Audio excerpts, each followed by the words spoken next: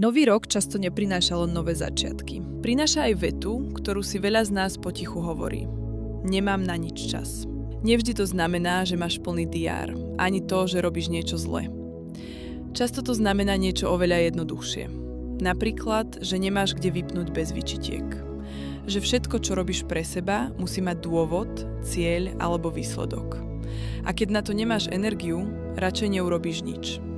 Nie preto, že by si nechcela, ale preto, že si už unavená z toho, že aj oddych musí byť zaslúžený. Ukradni si dnes pár minút iba pre seba. Nie na cvičenie, nie na oddych, nie na počúvanie podcastu. Len pár minút, ktoré nikam nevedú a počas ktorých nemusíš nič riešiť. Nájdi si miesto, kde sa cítiš pohodlne a nič ťa nebude rušiť. Môže to byť gauč, podložka na cvičenie, auto alebo kľudne aj roh miestnosti.